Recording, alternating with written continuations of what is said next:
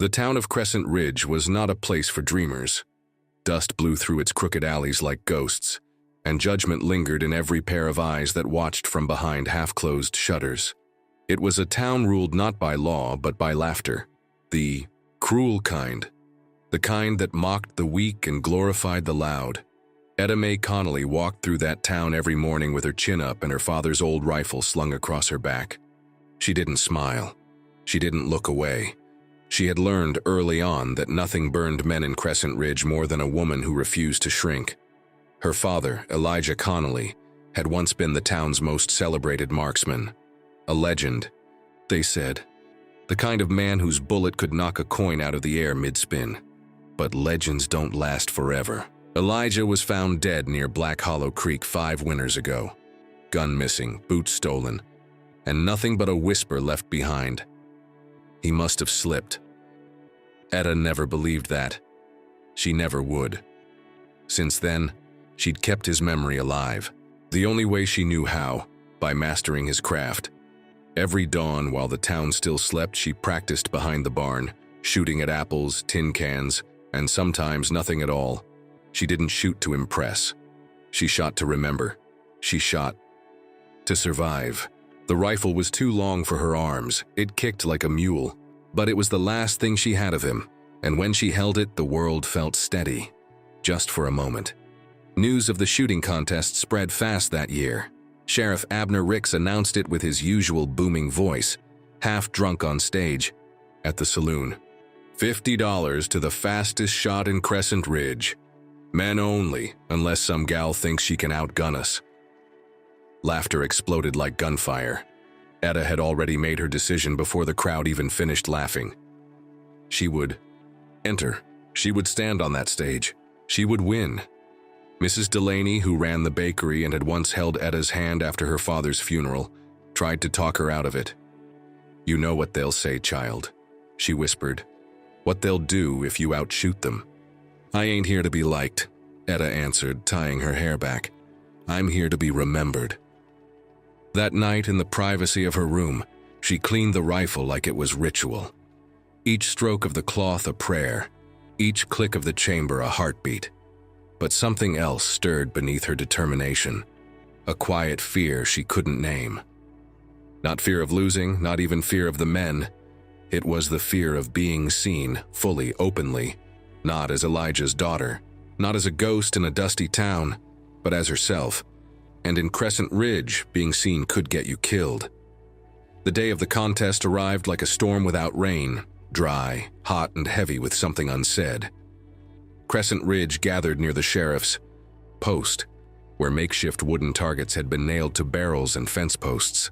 The whole town turned out, not for the spectacle of skill, but for the sport of humiliation, especially when they saw Etta Mae step onto the dirt-packed lot, rifle in hand. She wore her father's old shooting vest, patched and faded, and boots that had seen better years. Her eyes, sharp and unblinking, scanned the crowd. Men jeered before the first shot was even fired. "Thought this was a contest, not a tea party. Careful, boys, she might shoot her own foot off. Maybe she's here to marry a bullet." The laughter cut like barbed wire, but Etta didn't flinch. She walked to the sign-up table and placed her name down with a firm press of the pen. Sheriff Ricks looked up from his whiskey breath and sneered. "You sure, girl?" he asked, loud, enough for everyone to hear. "Ain't no shame in watching from the sidelines." She met his eyes and said plainly, "Ain't no pride in hiding behind rules that fear women." That shut him up, not for long, but long enough. She was listed last, right after the town's favored sons, Jack Tillman, Wade Harper, and Luke, the Whip Dawson, whose mustache got more compliments than his aim ever did. Each man strutted to the line, puffed out their chests, and fired shots that split wood and kicked up dust. The crowd cheered wildly, even when a few of them missed. Especially when they missed. Then it was Etta's turn. She stepped forward, adjusted the rifle, took a breath, and fired. Crack. The first target snapped clean, crack. The second clattered to the ground, crack. The third flew in half. Silence. For a heartbeat, the entire town forgot to breathe. She had outshot all of them, by precision, by speed, by control. But silence in Crescent Ridge never meant approval. It meant something worse was coming. Wade Harper, red with embarrassment, stepped forward and accidentally kicked one of the spent barrels in her path. Etta stumbled, caught herself, and raised her rifle again, but the crowd had already started laughing. "She got lucky," someone shouted. "Ain't no woman that good unless the devil's in her bullets." Sheriff Ricks walked over with a smirk. "Rules say contestants. Gotta fire from the same stance. That stumble of yours makes your round invalid." His deputies nodded like trained dogs. "You're disqualified." Gasps. Then more laughter, but not everyone was laughing. At the edge of the crowd, leaning against a fence post like he'd been carved from it, stood a man in a dusty coat and dark hat. He didn't speak. He didn't smile. He simply watched. His eyes followed Etta as she lowered the rifle. Not in shame, not even in anger, just disbelief, the kind that hurt worse than pain. As she turned to leave, her shoulders tight and her step stiff, the man stepped forward, quietly, deliberately. He reached out, and without a word, he took her hand. The laughter still echoed in Etta Mae's ears, even as she turned to walk away, her fingers tightening around the wooden stock of the rifle. She felt it burn against her palm, not from heat but from the shame that clung to it like smoke. Her boots scuffed against the dry earth, and each step away from that contest felt heavier than the last. She didn't cry, not here, not in front of them, but her heart was thudding like a second shot she'd never fired. Then, from behind her, a hand. It came not like a storm, but like a shadow, silent, deliberate, and steady. She turned her head just enough to see him, the man in the long coat, the one who hadn't moved the entire contest, the one everyone avoided like a rumor too dark to name. His gloved hand reached for hers. She didn't understand what was happening, until his fingers touched her skin. Not forceful, not tentative, just certain. He didn't speak, not yet. But his eyes met hers with a calm that stilled the wind and silenced her racing thoughts. There was no pity in his look, no mockery, just a quiet kind of understanding that somehow cut deeper than all the words that had come before. The crowd fell quiet again, not from awe, but confusion. "Who is that?" someone whispered near the back. "Looks like trouble. Is that the one they say killed a marshal down near El Paso?" "Jonas Clay," Sheriff Ricks muttered, under his breath, watching the two figures like a wolf watches fire. "Been drifting through the edge of town these past weeks. Keeps to himself. Folks say he don't talk unless he's got a reason, and when he does, people tend to stop breathing." But Etta didn't care about the whispers, or the eyes boring into her back, because the man beside her finally broke his silence. "You shoot better than any of them," he said, his voice low and gravel-worn, like it had passed through too many winters. "Don't let cowards rewrite your aim." She stared at him. Those were the first kind words she'd heard in months, maybe years. And they weren't said for show. They weren't loud or fancy. They were said only for her. And that mattered more than she could admit. She opened her mouth to reply, but no sound came. He was already turning, still holding her hand as if letting go was not yet an option. The crowd parted for them, not out of respect, but fear. Together they walked past the saloon, the general store, the broken church bell that hadn't rung since Etta's father was buried. They said nothing. But in that silence, something grew between them. A thread, a bond, a possibility. Jonas stopped beside the old mill where the wood was warped and the windows shattered, but the light hit just right. He let go of her hand gently, like he was releasing something fragile. "You didn't have to do that," she said finally, voice quiet. "They'll come after you now, too." "I know," he answered, then shrugged, as if trouble were a companion he'd long grown used to. She tilted her head. "Why?" He leaned against the wall, arms crossed. "Because I've seen what happens when good hands get broken by bad people." She looked at him, really looked now. He wasn't young, he wasn't clean. His eyes were the kind that had seen too many graves, and his coat hung heavy with stories, untold. There was a scar under his jaw that hadn't healed right, another along the ridge of his knuckles. A man who had lived most of his life on the edge of someone else's trigger. "You know how to shoot?" she asked. Though the answer was clear, he nodded. "Then why haven't you entered the contest?" "I don't shoot for sport," he said. "I shoot for silence." She didn't know what that meant, not fully, but it sank into her chest like a cold river. He turned to face her.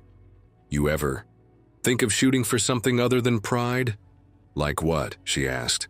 "They already stole everything else." He looked at her for a long moment, not through her, into her. "Then shoot for something they can't steal." She stepped back, unsure. "Like what?" "Your story," he said. "Shoot so they can't bury your name beside your father's."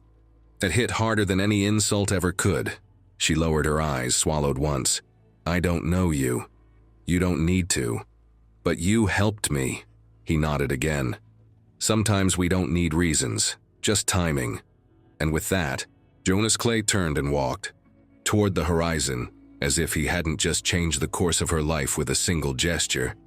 Etta stood there, rifle in hand, the noise of the contest far behind her, and for the first time in a long while, she felt something stir inside. Her chest, not vengeance, not even hope, purpose. The town of Crescent Ridge moved on, as towns like that always do. By the following morning, the shooting contest had become just another story. Half true, half invented. Some said Etta had cried. Others claimed she'd cursed the sheriff and stormed off. But no one could quite explain the man who had walked with her, the one with the silence like thunder and the stare that made grown men blink. No one saw Jonas Clay again for the next 2 days. Etta Mae spent those days pacing the edge of her farm, restless. The contest was behind her, but the heat of it still clung to her skin like smoke after a fire. She tried to return to her routines, feeding the hens, hauling water, polishing her father's old bullets, but none of it fit anymore. Something had shifted. She found herself replaying the feel of his hand, the way he looked at her, not like a curiosity, not like a threat, but like something that mattered. She didn't know if it was admiration or simply recognition. Maybe both. On the third morning, just as the horizon broke into pale light, she heard the sound, a shot, then another, then silence. It was coming from the ridge behind the old granary. She slung her rifle over her shoulder and climbed the hill, boots slipping in the dry grass. The air smelled of cedar and spent gunpowder. As she crested the ridge, she saw him. Jonas Clay stood alone, shirt sleeves rolled up, revolver drawn. He was shooting at a stump no bigger than a tea saucer, and hitting it dead center, over and over again. His movements were slow, precise, not like a man practicing, like a man remembering. Etta didn't speak. She watched from behind a tree, her breath caught between questions. Finally, he lowered his arm, reloaded, and said without turning, "You gonna keep hiding back there?" She stepped out, cheeks red. "Didn't mean to sneak." "You didn't. I just always know when someone's watching." They stood, in silence for a long moment, the kind that stretches without tension. She nodded toward the stump. "You're good." He holstered the revolver. "Used to be better. How come you don't enter contests?" He glanced at her, then at the gun. "Because when I shoot, I remember every man I've ever hit, and not all of them deserved it." Etta swallowed hard. "Your name's Jonas, right?" she asked. He nodded. "Jonas Clay. That's what they call me. Where'd you learn to shoot like that?" He took a breath, walked over to a fallen log, and sat down. "Army taught me how to shoot. Life taught me when. And now I try not to." Etta lowered herself beside him, unsure why she felt safe doing it. Maybe it was the way he never spoke more than necessary. Maybe it was the way he didn't seem surprised by her presence, like he'd already counted her into his day. She turned to him. "They think you're dangerous," he smirked. "They're not wrong. But you helped me." "I did. Why?" He looked at her, then past her, toward the valley below. "Because I've seen men laugh women into silence. And I've watched those women break because no one stood with them. Not once. I don't do that no more." Etta let the words sink in. I want to get better, she said. I want to shoot clean, not to win contests, but to be someone they can't dismiss. He considered that, then nodded once. Tomorrow, sunrise, bring your rifle. That was it. No promises, no smiles, just an invitation. As she walked back down the hill, heart thudding with something close to gratitude, she realized this man didn't want to save her. He wasn't here to rescue her or sweep her away. He simply saw her. And that was more than any man in Crescent Ridge had ever done. The sky over Crescent Ridge had never looked more unforgiving. The following morning, the sun rose pale and thin over the hills, as if reluctant to cast light on a place so full of unspoken wounds. Etta Mae stood at the edge of her porch before dawn, clutching her father's rifle to her chest. The metal was cold from the night, but it felt right in her hands. She had barely slept. Her thoughts spun all night, of Jonas Clay, of the contest, of the men who laughed and the silence that followed. She wasn't sure what Jonas was offering her. Training, maybe. A kind of mentorship. But it felt like more than that. It felt like someone had cracked open a door that had long been shut, and inside was something she hadn't dared believe in for years. Worth. When she reached the ridge, Jonas was already there. He sat on a rock with his revolver in one hand and a flask in the other, his coat folded neatly beside him. The fire hadn't been lit yet. He didn't offer a smile. He just nodded at her rifle. "Show me." She blinked. "Now?" He stood, motioned to the post they'd used as a makeshift target the day before. "Let's see what you can do without the noise of a crowd breathing down your neck." She took her stance, feet shoulder-width apart. The old rifle rested against her shoulder like a memory. She aimed at the rusted horseshoe nailed to the post and fired. The bullet nicked the edge, not dead center, but close. Again. She reloaded, adjusted her grip, and fired again. Closer. Again. They stayed like that for an hour. Etta fired. Jonas observed. No praise, no criticism. Only subtle nods or small corrections in posture. He moved like someone who didn't waste movement, and expected the same. Eventually, she lowered the rifle, sweat beading on her brow. "You're not much for compliments, are you?"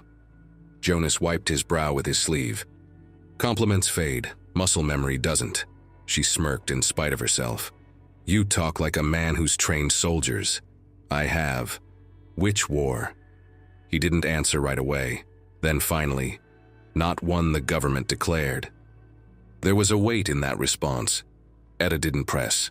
Instead, she sat on the rock where he had been earlier and glanced at the small fire he finally lit with a matchstick and flint. "Where'd you get all those scars?" He looked down at his forearms, bare now, the sleeves of his shirt rolled up past the elbow. They were a map of pain, burns, cuts, a deep gouge that looked like it hadn't healed properly. "Each one's mistake," he said flatly. "Someone else's? Some mine, some theirs, some I can't tell anymore." She traced the edge of her rifle with her thumb. "My father always said a clean shot comes from a clear mind." Jonas looked at her, expression unreadable. "Then your father must have never taken a life up close." She flinched, just a little. "He died near Black Hollow Creek. They said it was an accident. I don't believe them." Jonas was quiet for a long time. Then, "I remember hearing about that. You were around here then?" "No," he said. "But I've heard stories. Men talk when they think no one's listening." "Do they say who did it?" He shook his head. "Only that he was shot clean, one bullet. No sign of a struggle. Whoever did it was careful." She looked away, the ache in her chest blooming again. "He deserved better." Jonas nodded. "Most of the good ones do." They sat in silence after that, watching the fire crackle. The wind shifted, carrying with it the faint scent of creosote and dry earth. Finally, she asked, "Why help me? Really? I don't believe it's just about them laughing." Jonas took a sip from the flask, then stared straight ahead. "Because I've seen a woman step into a man's world with nothing but guts and a name and get destroyed for it. I didn't step in then. I didn't stop it, and I watched her die for it." Etta's breath caught. He continued, voice lower now. "She was my wife, Leah." The name hung in the air, tender and sharp. She taught me how to ride, how to track, how to breathe slower when the world felt like it was burning. And one day she walked into a saloon to collect what a man owed us, and she never walked back out. Etta's hand covered her mouth. "I was 20 minutes late," he said, "and I've been 20 minutes late ever since." She didn't know what to say. There was no comfort to offer, no answer that would soften what he carried. So instead, she did the only thing that felt right.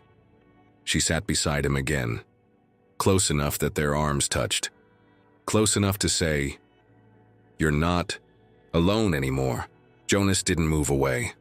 And in that moment, between two broken people with hands full of scars and hearts full of silence, something unspoken was exchanged. Not forgiveness, not love, just recognition. Word spreads fast in towns that run on gossip and liquor. By the week's end, everyone from the saloon girls to the preacher's wife had a new tale to tell. This time about the outlaw training the girl who got laughed off the field. "Jonas Clay's teaching her to shoot," said one man at the barber's. "More like teaching her how to be a widow," replied another. And still another added, "I heard she's sleeping in his shack already. Gun ain't the only thing. He's loading." Etta Mae heard the talk. Of course she did. But gossip doesn't kill unless you let it get under the skin, and she'd grown a thicker hide than most. Still, returning to town felt like stepping into a snake pit. Jonas rode beside her on the day of the rematch, his hat pulled low, coat billowing behind him. He said little, just enough to confirm what she already sensed. Today was different. This time she wasn't alone. A storm was coming, and she wasn't afraid of it. The sheriff had no choice but to announce the rematch. Too many had seen the sabotage the week before. Too many had complained. And though he was a proud man, Abner Ricks was also a man who cared about public image. So he called it a retrial, framed as a second-chance exhibition round. No prize, just pride. "Anyone who dares may fire," he declared, "and may the better hand speak for itself." When Etta stepped forward, the murmurs began again. But this time, they weren't all cruel. Some nodded, some even clapped. She saw Mrs. Delaney near the front, offering the smallest smile. A girl in a green bonnet clutched her mother's sleeve and whispered, "Is she gonna win, Mama?" Jonas stood near the edge of the crowd, leaning against the same fence post as before. His arms were crossed. His eyes never left her. Etta approached the line. Wade Harper, her old tormentor, was already waiting with his rifle, twirling it like a toy. He grinned when he saw her. "Didn't think you'd have the guts to show your face again," he said. She didn't answer. She just took her position. The targets were the same. Barrels with apples, tin cans, iron plates painted white. Wade went first. His shots were sharp, clean. A few cheers broke out, then it was her turn. She could feel her breath catching in her throat, her heart pounding in her ears. But then, her eyes found Jonas, still, silent, watching. And she remembered what he said. "Shoot so they can't bury your name beside your father's." She took aim. Crack. First apple, gone. Crack. Tin can split in two. Crack. Iron plate, dead center. Each shot brought a gasp, then stunned silence.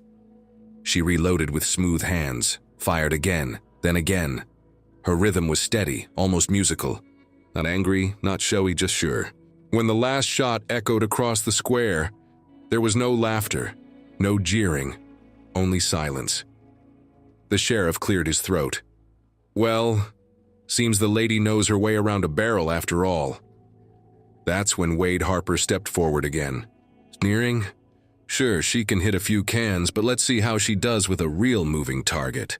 He reached down, picked up a glass bottle, and threw it high into the air without warning.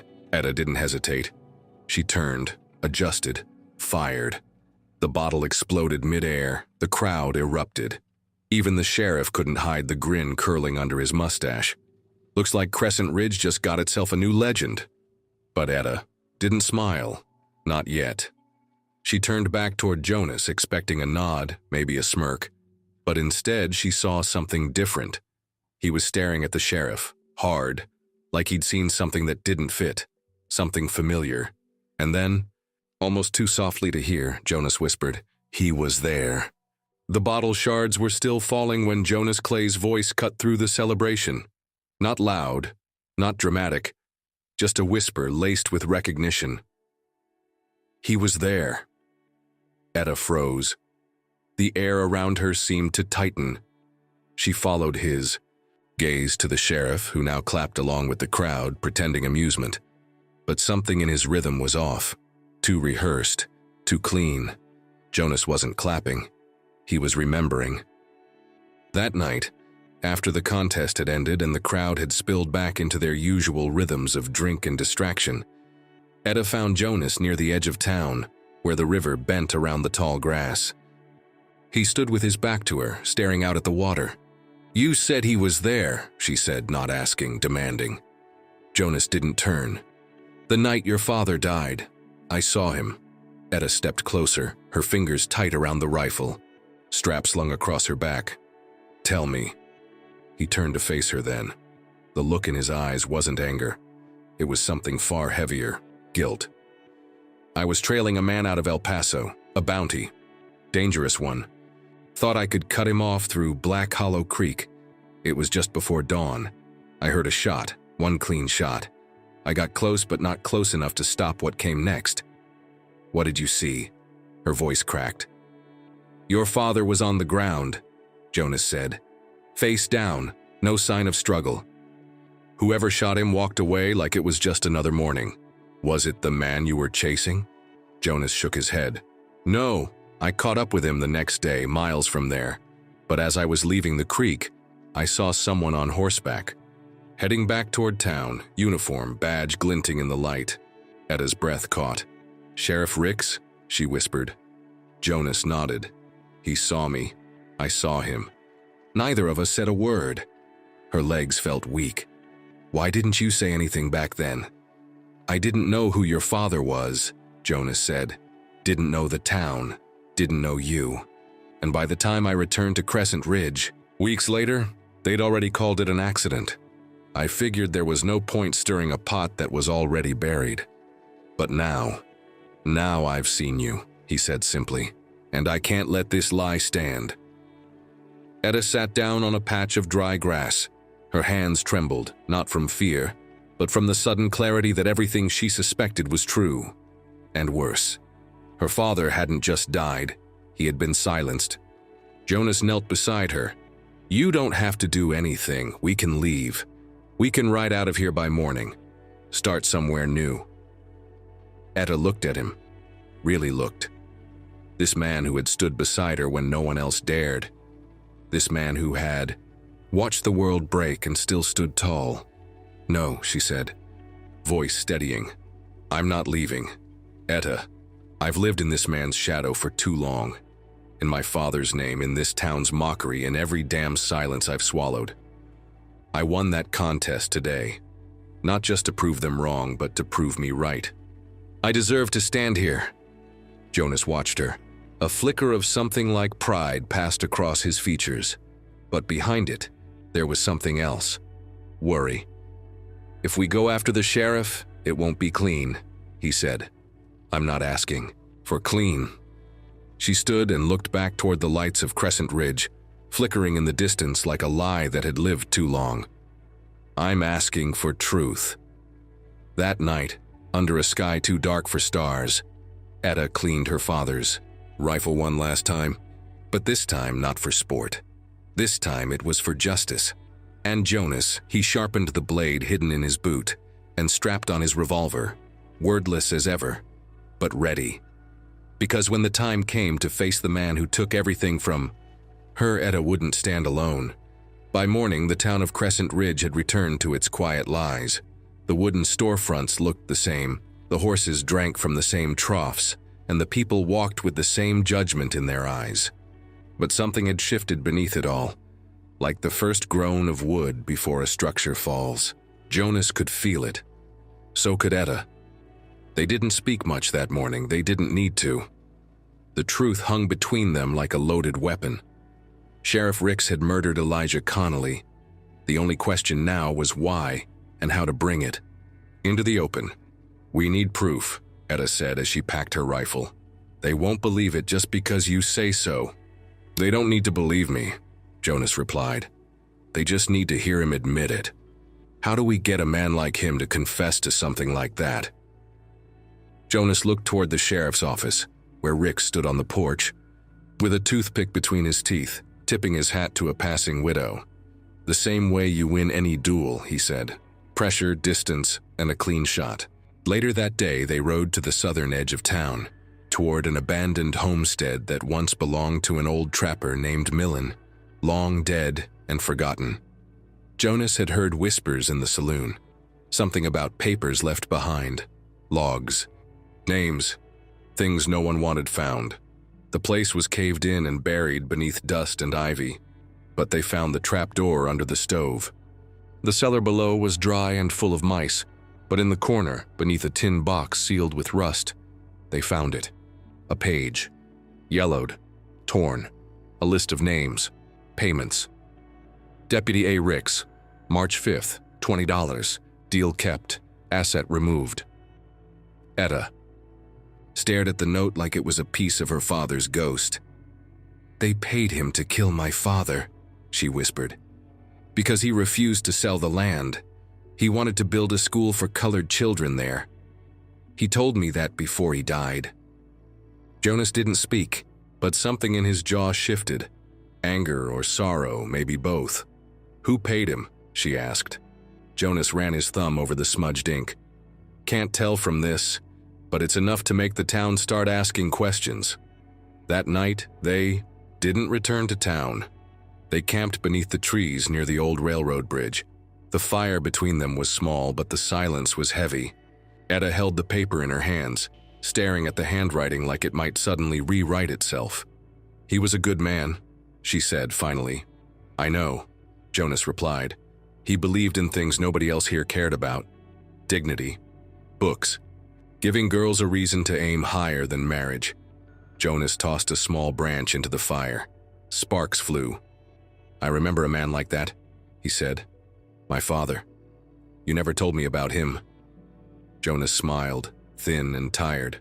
"Not much to tell. He died before I was old enough to understand what he stood for. But my mother used to say he was the kind of man who could plant a seed in dry earth and make it bloom just by standing near it." Etta looked over. "That's how people talked about my father. Then maybe men like that have a way of finding each other, even in death." A long pause. Then Etta leaned closer to the fire. Her voice was different now, low, resolved. "I don't want revenge," she said. "I want them to see. I want them to hear him say it. I want them to feel the weight of what they let happen. I want them to know I didn't forget." Jonas nodded slowly. "Then we'll make him talk." "How?" He looked at her, not with pity, but with belief. "We do what men like him fear most." "What's that?" "We put a woman in front of a crowd and let her speak." The next day, they returned to Crescent Ridge with the paper hidden in Etta's coat. Jonas walked into the saloon and whispered in the ear of a man known for spreading stories faster than wind through wheat. By sundown, the whole town had heard the rumor. Etta Mae Connelly had found proof her father had been murdered, and that the murderer was still in town. By dusk, the town square filled with faces. Most came for the scandal. Some came for blood, but a few, just a few, came because they remembered Elijah Connelly and the light he tried to bring to a dark place. Sheriff Rick stood on the steps of the church, arms crossed, eyes narrow. "What the hell is this circus?" he barked. Etta stepped forward, her coat open, the paper raised. "This is your reckoning," she said. The crowd fell silent, and Jonas Clay stood behind her, silent, watchful, and ready to draw. The town square of Crescent Ridge had never been so still.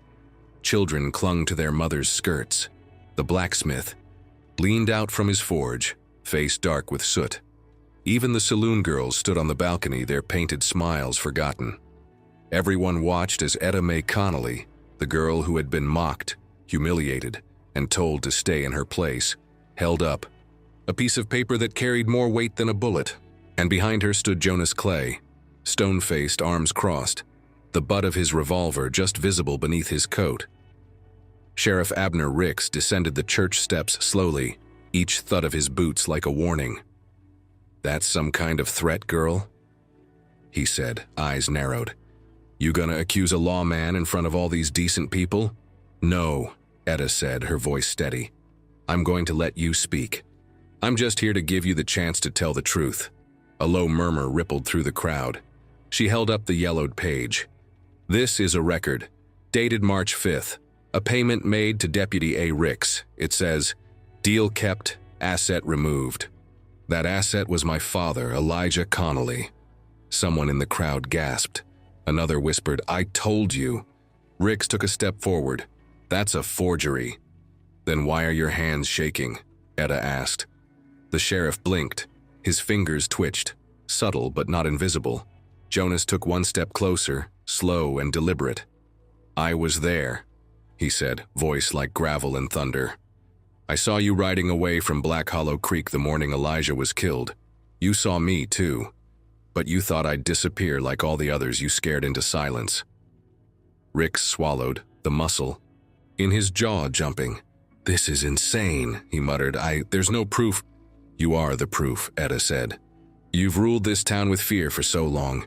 You forgot what it feels like to be watched, to be judged." She stepped forward, closer now, her voice rising. "My father died trying to build something good. You killed him because it threatened your hold on this rotten town. And now you stand here hiding behind a badge that means nothing." Ricks's hand drifted to his holster. The movement was slow. Too slow. Jonas's gun was already drawn. "I wouldn't," he said calmly. The sheriff froze, gasps echoed. The town held its breath.